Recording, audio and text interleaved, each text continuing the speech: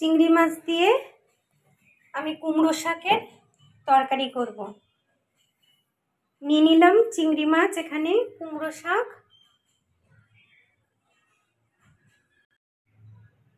মশলার জন্য আমি নিয়ে নিয়েছি সর্ষের তেল, চিনি, হলুদ, পোস্ত বাটা 2 টেবিল চামচ, নুন, 2টো রসুন কাটা, 1টা শুকনো লঙ্কা, কালো জিরে আর রাঁধুনি।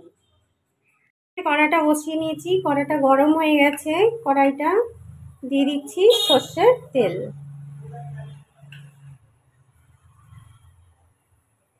তেল গরম হয়ে গেছে, এখন আমি চিংড়ি মাছটা দিয়ে দেব।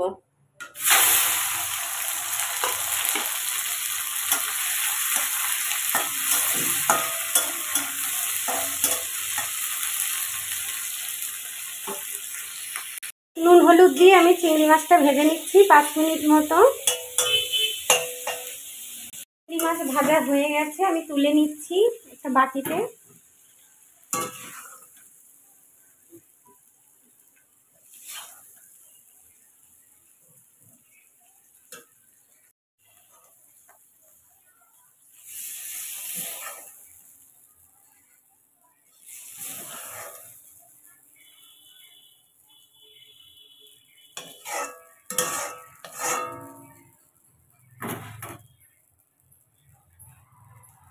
এখন দিয়ে দিচ্ছি আর একটু সর্ষের তেল।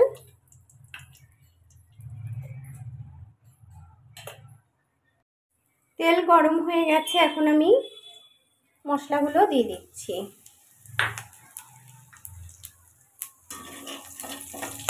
দিয়ে আমি 2 মিনিট মতো ভাজা করে নেব। মশলাটা ভাজা হয়ে গেছে, এখন আমি আলু আর কুমড়ো শাকটা দিয়ে দিচ্ছি ডাঁটাটা।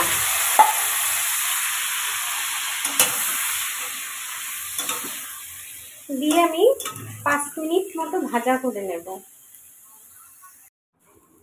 কুমড়ো শাকটা আমি ভেজে নিয়েছি ভালো করে ডাঁটাগুলো, এখন পাতাগুলো দিয়ে দিচ্ছি, কুমড়ো পাতা, সব কুমড়ো পাতাগুলো দিয়ে দিচ্ছি।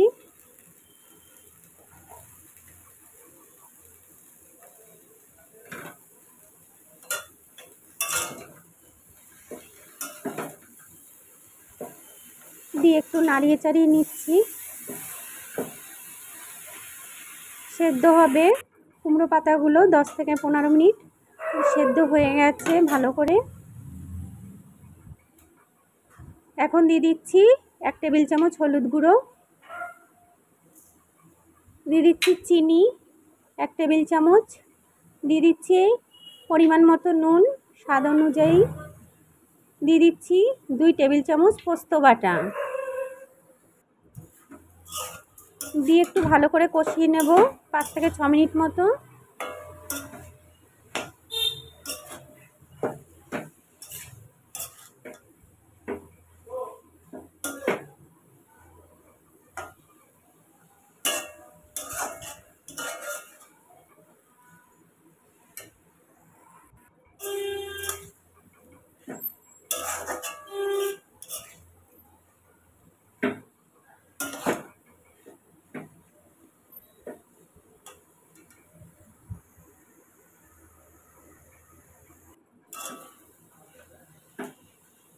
ভালো করে কষানো হয়ে গেছে 5-6 মিনিট।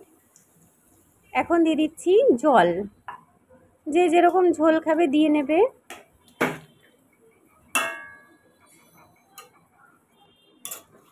আমি আরেকটু জল দেব।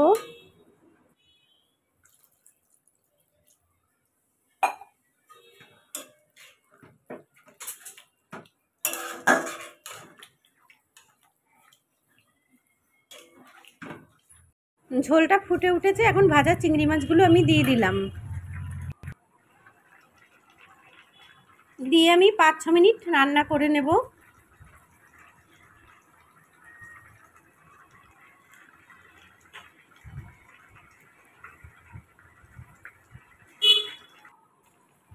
হয়ে গেছে, এখন আমি নামিয়ে নেব। কেমন হয়েছে বন্ধুরা অবশ্যই কমেন্টের মাধ্যমে জানাবে, শেয়ার করবে।